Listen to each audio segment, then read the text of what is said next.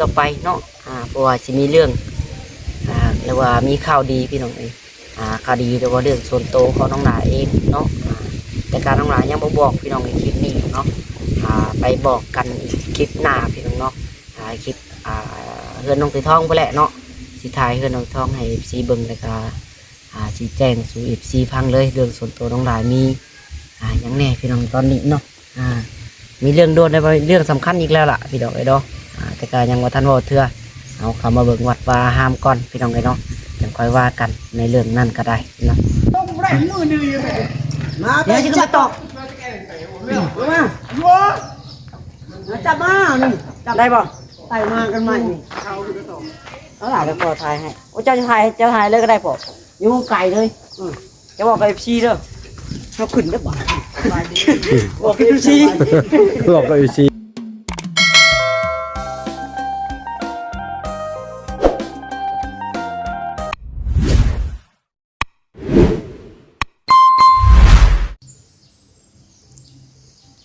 เอาพี่น้องเนาะเปิดภาพมาเมื่อนี้พี่น้องเบิ่งบรรยากาศข้างหลังพี่น้องเนาะบ่ได้เข้ามาได้มือพอสมควรอยู่พี่น้องเลยทางน้องหลาเองก็ได้เนาะเอาจะไรก็ได้ก่อนอื่นสิไปเบิ่งบรรยากาศนำกันพี่น้องเลยเบิ่งนี่ทรงนี่ใกล้แล้วล่ะพี่น้องเนาะเอาจะไรก็ได้ทักทายสบายดีเนาะสบายดีและสวัสดีเนาะพ่อแม่พี่น้อง FC ที่หักแพงเบิร์ดสุขูสู่คนพี่น้องเลยเนาะมาพบมาพอกทางน้องหลาอีกเด้อพี่น้องวันนี้เนาะเอาเด็กกาวันนี้พี่น้องยังได้โอกาสในวันนี้เนาะได้เข้ามาเบิ่งประตูโค้งเขาคือเก่าเนาะทางทีมงานก็กำลังดำเนินการเฮ็ดสมือนี่แหละเนาะตอนนี้ก็ เบิ่งพี่น้องเนาะไกลแล้วสำหรับมุงนี่พี่น้องสิแพกเขาพ่ออยู่บ่เนาะหรือว่าจังใดเด้พี่น้องเดี๋ยวมาเบิ่งก่อนเนาะว่าสิพ่อบอกพ่อก็ได้หากอันนี้ใกล้ชิดแล้วล่ะพี่น้องอีกกี่แผ่นเนาะประมาณ10 แผ่น20 แผ่นจะพอสิโอเคจักพี่น้องจะสิละลายปานนั้นเนาะบ่ฮอด20 แผ่นจักพี่น้อง10 แผ่นจักเนาะเอาจังใดก็ได้พี่น้องมาพบมาพอทางน้องหลาดในมื้อนี้เนาะแล้วก็มาดีเลยพี่น้องเนาะเดี๋ยวถ้าเบิ่งคลิปต่อไปเนาะเพราะว่าสิมีเรื่องหรือว่ามีข่าวดีพี่น้องข่าวดีแต่ว่าเรื่องส่วนตัวของน้องหลาเองเนาะแต่การน้องหลายังบ่บอกพี่น้องในคลิปนี้เนาะไปบอกกันคลิปหน้าพี่น้องเนาะคลิปเฮือนน้องตีทองไปแหละเนาะสิถ่ายเฮือนน้องทองให้ FC เบิ่งแล้วก็ชี้แจงสู่ FC ฟังเลยเรื่องส่วนตัวน้องหลามียังแน่พี่น้องตอนนี้เนาะมีเรื่องโดนในเรื่องสำคัญอีกแล้วล่ะพี่น้องดอกแต่ก็ยังว่าท่านว่าเถื่อเอาคำมาเบิ่งวัดว่าห้ามก่อนพี่น้องเนาะยังค่อยว่ากันในเรื่องนั้นก็ได้นะเอามื้อนี้พี่น้องเดี๋ยวเนาะ ส่วนอีกซีไปเบิ่งก่อนพี่น้องประตูโค้งนี่คืองามแท้สันเนาะนั่นแน่เอาเห็ดอ่องต้องอยู่เนาะอ่องต้องพี่น้องมันกาดก็ได้ภายในวัดเข้ามากันเย็นติดจ้อยเลยพี่น้องเนาะใครอยู่มันมีบรรยากาศดีพี่น้องแดดกับแดดแห้งปานใดเนาะก็คือว่าฝนจะตกนี่แหละพี่น้องเห็นคือฟ้าคือฝนอยู่เนาะบรรยากาศกายเห็นมันเตือนมานำโทรศัพท์ดูพี่น้องฝนที่มาในมื้อนี้แหละเนาะมันมาเนี่ยก็ชี้แห้งเติบเลยพี่น้องเนาะเห็นมันเตือนมาว่าฝนฟ้าขนองหุ่นแห้งว่าสั่นวันนี้ประมาณ60% 60-70%พี่น้องเนาะคือว่าโอ้หนักพอสมควรอยู่เนาะแต่ว่าบ่ฮู้ว่าสิตกลงไปบ้านใดแน่เนาะน้องหลาก็ยังบ่ฮู้เทื่อพี่น้องถ้าว่าลงแถวบ้านน้องหลาก็ให้ทุกคนระมัดระวังแน่เนาะฟ้าลมฝนในช่วงนี้พี่น้องโอ้เกิดมีแต่พายุลมพี่น้องสมมุติเข้ามาก็ได้เข้ามาบ้านไหนก็โอ้ยเสียหายหลายเนาะเขาสมมติว่าเขามาวันนั้นวันนี้ก็โอ้การเสียหายสูญเสียแล้วก็หลายพอสมควรอยู่พี่น้องจังไดก็ฝากทุกคนเนาะระมัดระวังกันเนาะเบิ่งเอาลูกหลานภัยเล่าพี่น้องสมมติมาลมฝนมาเนี่ยก็โอ้โต เฮ็ดหนักสิได้พี่น้องพัดลมไม้แห้งเห็นบ่น้องดาวนี่ตีเป็นก้อนเลยพี่น้องเอ้ยช่วงที่กำลังสร้างเฮือนน้องดาวเนาะฟ้าลมมาเนี่ยโอ้ยพี่น้องเฮือนบิดไปเบิดเป็นหลังเนาะไปเป็นเสาเลยพี่น้องเอ้ยเฮือนหันก็ได้ตอนนี้เราก็สร้างใหม่แล้วเราก็ได้เนาะเอาเดี๋ยวมื้อนี้มาเบิ่งบรรยากาศเฮ็ดประตูโคงเนาะเดี๋ยวเราจะไปชมบรรยากาศทางเทิงน้ำพี่น้องเอ้ยเป็นจังไดแน่มื้อนี้เนาะน้องดาวก็บ่ได้ขึ้นหลายมือแล้วได้พี่น้องเอ้ยเนาะไปโอเควันนี้พี่น้องเนาะตัดต่อปีนภาพลงมาก็ได้เป็นต้นม่วงใหญ่เบ้อเร่อเลยเนาะหลังจากต้นม่วงมากับซองมาเห็นประตูโคงเฮาเราได้เนาะเบ้อเร่อบ้าล่าเห็ดทุ่มอยู่พี่น้องเลยเห็ดต้องอยู่เนาะโอ้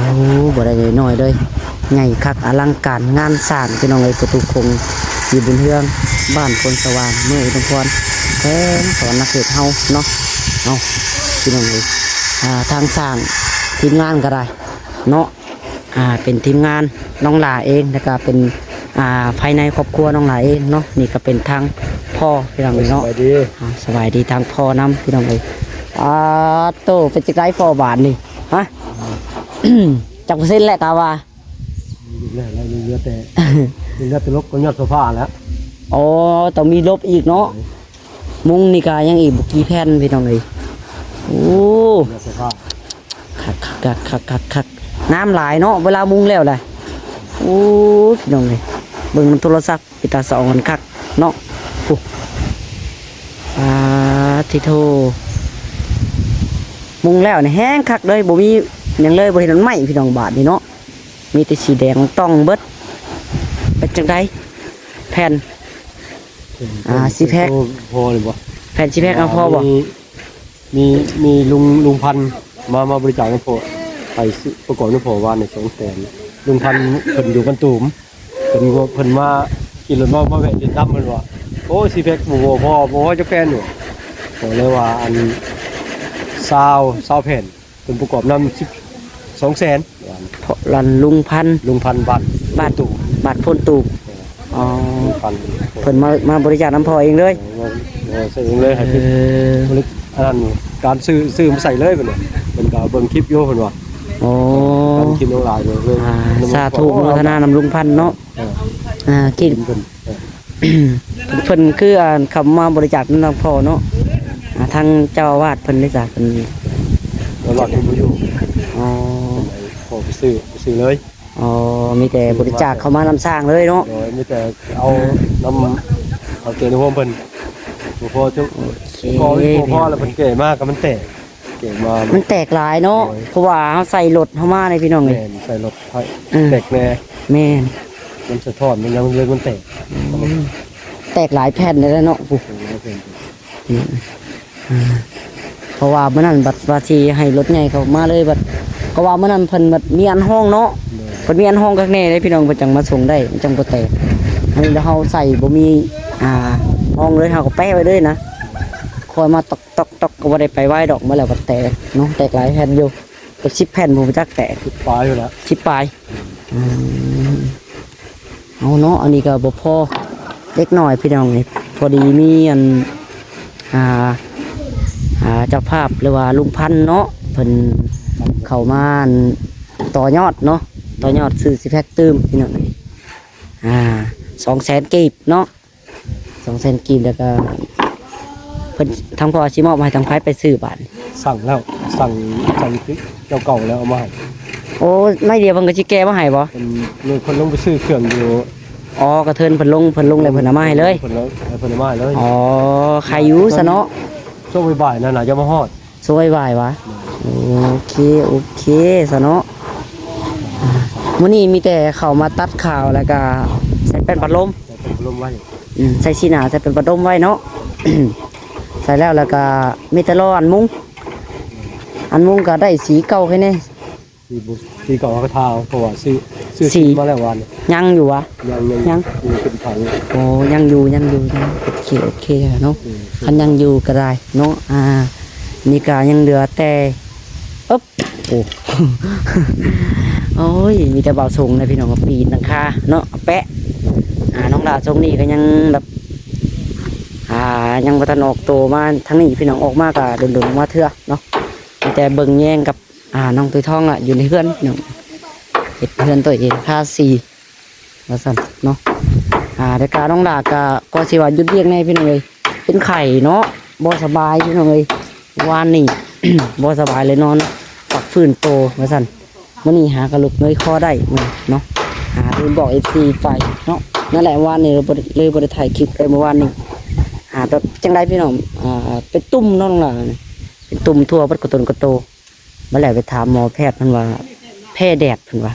แพ้อากาศเพิ่นว่าอากาศร้อนเพิ่นว่ามันร้อนโพดเนาะเลยเป็นตุ่มเป็นอย่างตามต้นตามโตพี่น้องนี่จนลุกบ่ได้เมื่อวานนี้ กระตนกระโตนี่แดงเบิดพี่น้องนี่เอาซะเนาะมีแต่ว่ารอลุ้นรอบเบิ่งอีกพี่น้องเลยเนาะอันนี้การสมุดการมุ้งนี่เนาะประมาณนั้น70-80ได้เนาะถ้าว่ามีอันลบใส่เติมนี่เรียบร้อยเลยพี่น้องนี่ถ้ามีเสาอันยอดฟ้าแห้งคักเนาะแล้วเลยบาดถือว่าร้อยเลยเนาะอยากร้อยเราได้เนาะยอดโซฟากันเลยขนาดได้ยอดโซฟามาตั้งนี่ก็อยากร้อยเราได้เนาะ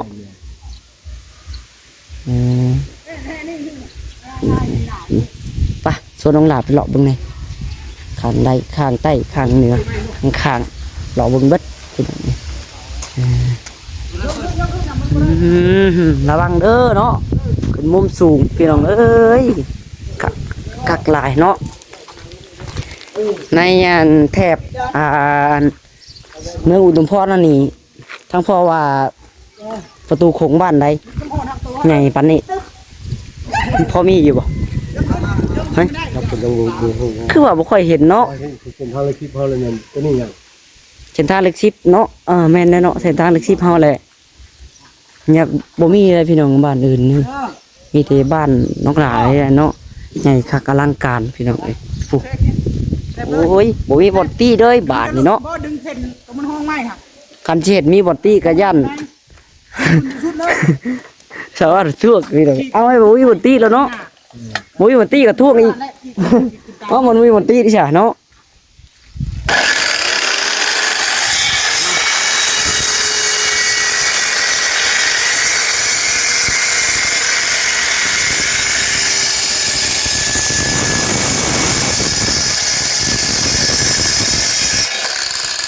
โอเค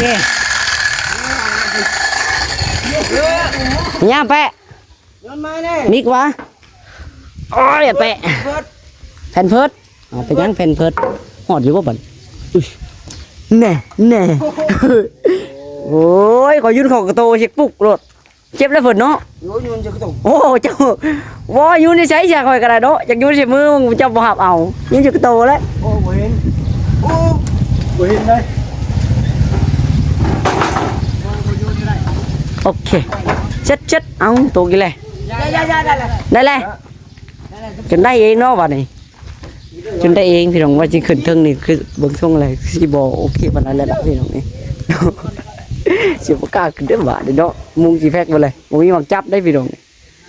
มึงได้ไปเอ้ยเนาะอยู่มุมเทิงมุมสูงน้ำมันระวังอย่าประมาทละพ่อมีหอยเล็กตะปูเด้อหอยเล็กตะปูขีดว่ะเป็นหอยเล็กตะปูพามาหาอยู่แล้วสิพากันมาส่งผาตกแล้วผากระตุกมาเลยอยู่ไหนเนี่ยครับตรงไหนนี่ผาเลยสีเขียวดิ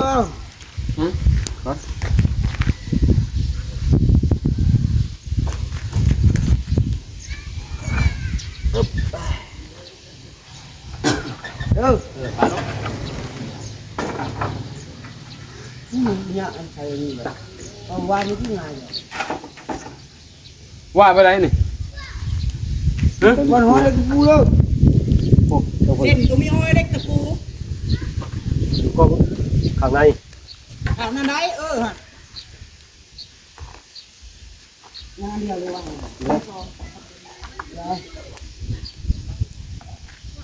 เส้นตัวยาวเมื่อกี้ตัวไหนงานเล็กตะปูน่ะเอ้ยบ่หอยเล็กตะปูน่ะอันนี้บ่นี่ปาดตัวนี้บ่ป นะบนลุงชี้อะไร ตะปู น้ำเส้นมีอะไรตะปูดอก บ่ถือว่าทางขอทางไอ้สิปาดตัวสั้น ใส่บุญโน่ ตัวนี้เด้อว่ะ ไอ้เจอขึ้นพูดอีกอ่ะไอ้บ่ฮอเล็กตะปูเจอขึ้นเจอเล็กตะปูเจอคือใช่ตัวนี้ ขี่เล็กตะปูหันห้อยเล็กตะปูในมือจ้ะ แต่ไม่ ลงมาจังซี่บ่ แม่แหละตัดมาฮอดนี่ฮอดนี่แล้วตัดข้างนี้ลงมาลัดนี่ ตัดทิ่มสุดนะตัดไปนั่นแหละ ตัวนี้ปาดมันจังซี่ตัวนี้ปาดลงมานี่โอเคครับ โอเค ตกลงคักแน่แล้วเนาะเฮาก็ได้ มันไม่จำกัดเด้ ไม่จำกัดได้คันพลาดในบ่าเนาะจะทิ่มแล้วได้เนาะ ทิมรู้แล้วบ่อยากทิมนะ นั่นนี่พวกนี้เจอ โง่อยากอีเนาะทิ่มแล้วได้เนาะทิ่มก็บ่มีแล้วบาดนี่ ตัวนี้ปาดบ่ เจ้ย ตามมานี่เลย ตรงมีเส้นเล็กตะปูวันเส้นได้ โอเคจัดไปมาแล้วหัวหน้าเอ้ยสิแล้วล่ะ จักไปเป็นจรวดจักไปเป็นจับมันจะมอดเราช่วยเชยอยู่นี่อยู่น้ำอยู่ในไม้กินดีกว่า เนาะ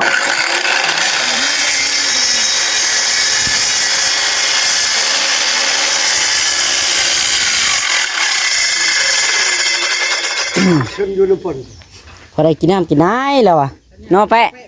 เลี้ยงดีกว่าไปที่แล้วมันนี่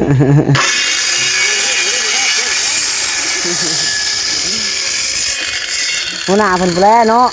ศิริวัตรเฒ่าแก่ในโฮมเพิ่นผู้แลเนาะ พวกนี้เนี่ยมันเชื่องไผ่กินเนี่ยเอาเห็นเขาย่างกับขับย่างนี่กูนั่นไหน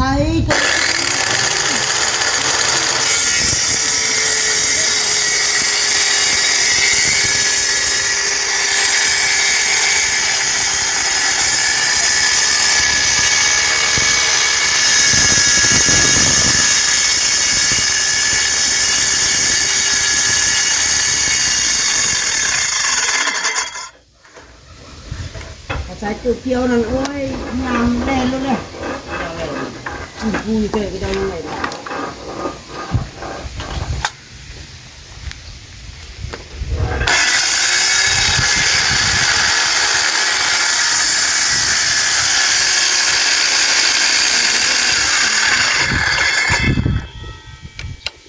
เขาเฮ็ดยังโรงเรียน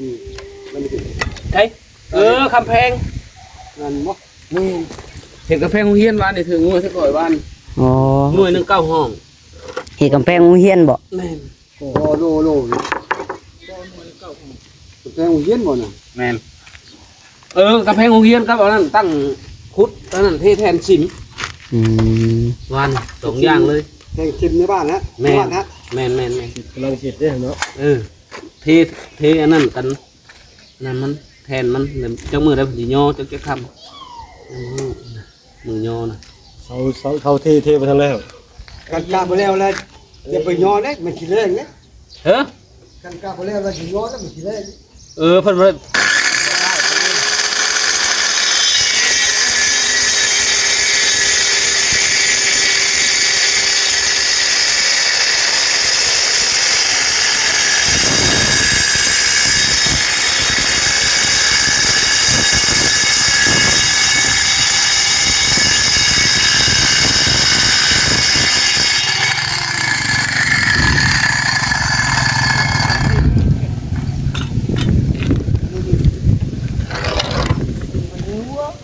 ระยะมาสอดจะบอกอยู่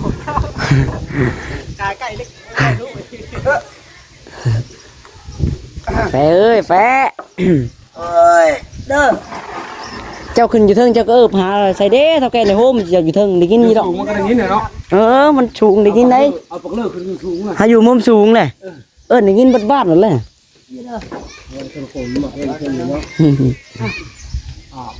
อาบเอ้ย เฒ่าแก่เพิ่นก็ลงมาลีน้ำซุมืออยู่บ่พอ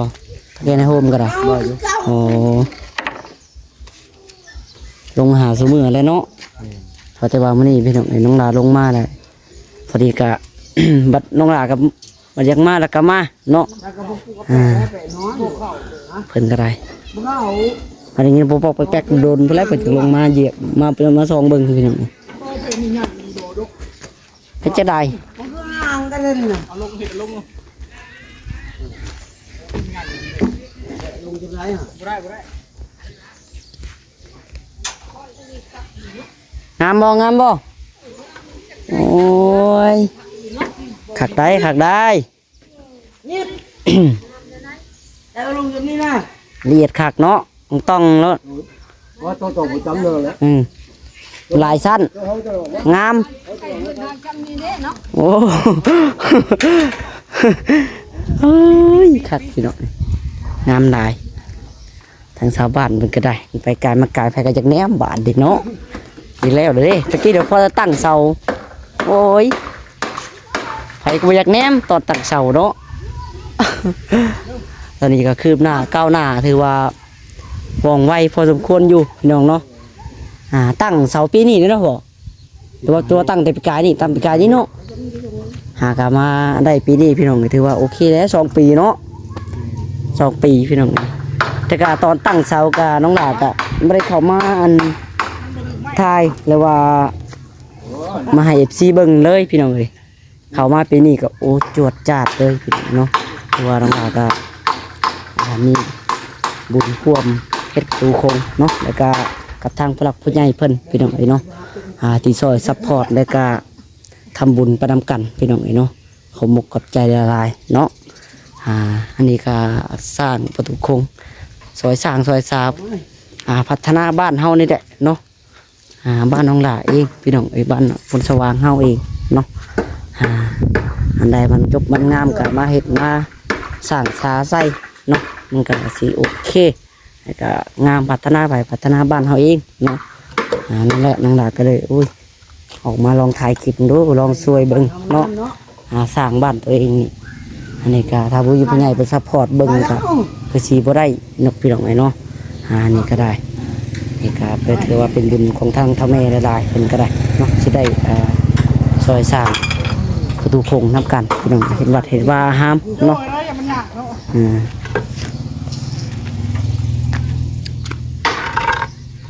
ตอนนั้นก็กำลังใส่แป้นตัวลมอยู่พี่น้องข้างนี้ยักย้อนแสงได้หนึ่งเด้อพี่น้องเด้อขอใกล้หลายๆเลยอยู่ข้างตะเวนเนาะตะเวนส่องลงมาเด้ยักย้อนแสงน้องหลาเป่งแสงโทรศัพท์จะเล่นจำก็ยังประตูซ้ำนี่พี่น้องเมื่อไรมันก็เบอร์ไปอีก กดภาพหลอกก็ได้เนาะ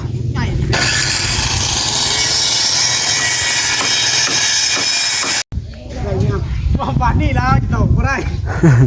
จะได้ จับดุมเด้อ เยี่ยมมันซึนข่าวเด้อ หางนี่บอกอยู่ตัด อ๋อตัดข่าวยับข่าวตัดข่าวบ่ถึงวะข่าวสั่นบ่ ข่าวสัตว์ ข่าวลุกข่าวใน ข่าวสัตว์มันก็ แม่ตื่นแล้วบ่มาเบิ่งเด้อสิแล้วละได้เขาว่าสิแล้วละวัดบ้านเฮาพุ่นเด้อ ไอ้นั่นน่ะเว้นตะปูเจ้า แต่ก็อยากกายเบิ่งเด้อบาดที่สิต้องเอ้ยงาม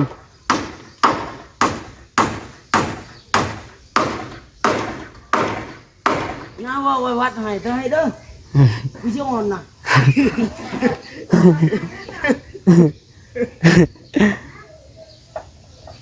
ไปแย่แล้วก็มาที่เจ้าไปว้า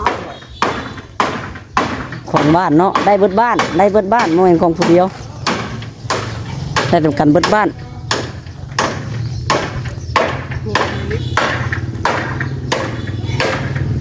เท่าแก่เพิ่นพี่น้องโอ้ย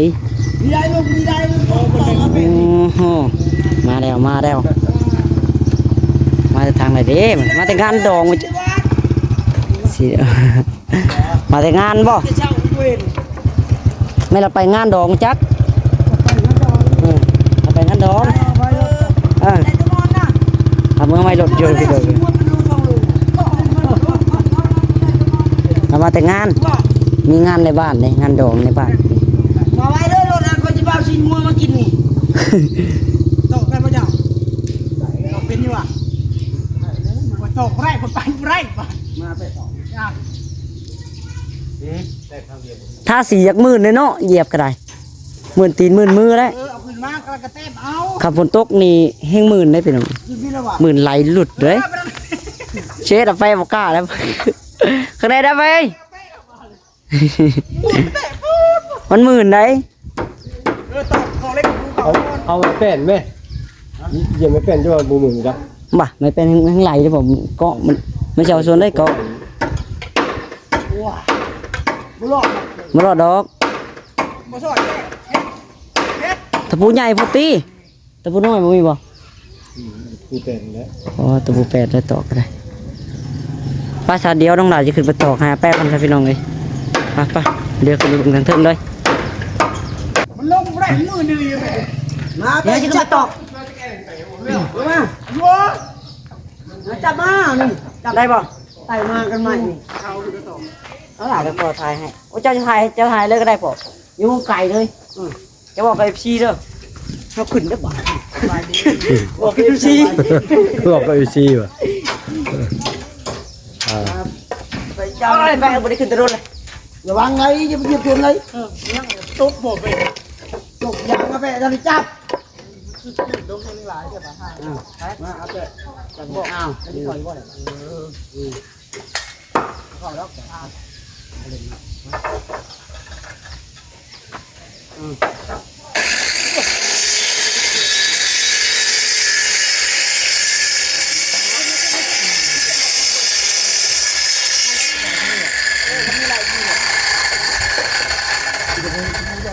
เอาไปได้ใช่ไหมตกไม่หลับขึ้นหรอ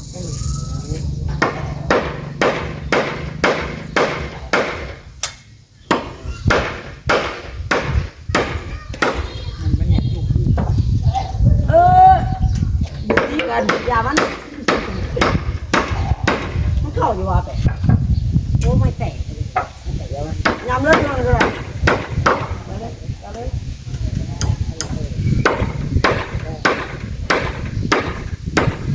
เอาแล้วอ้วนมันคือไปเนาะไม่มันก็มันลงบิดจริงว่า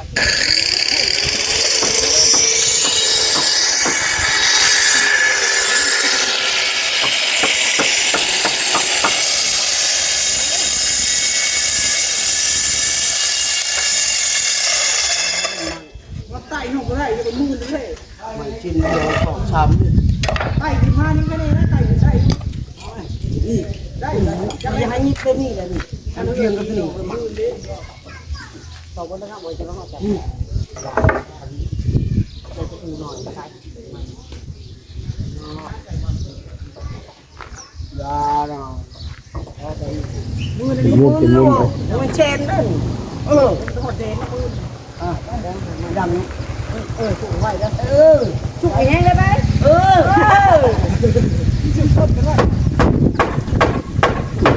สุกก้นกันไว้บ่ ต่อกันดิต่อแถว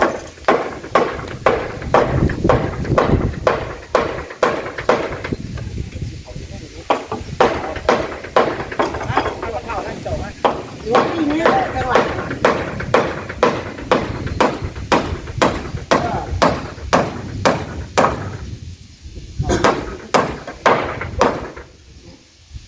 โอ้ยไปชุกแม่ไปเลยให้ที่บ่อยโอ้ไปให้มือนี่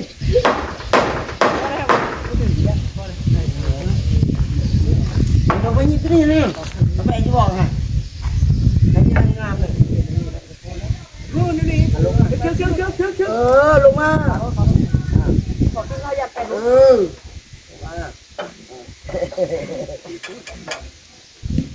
่าต้องมือดีด้วยโอ้ต้องนี่ไงแบบบอลไหนรุ่นหรือเปล่านี่เนี่ยยิบนี่นะใส่เล็กกว่านี้อยู่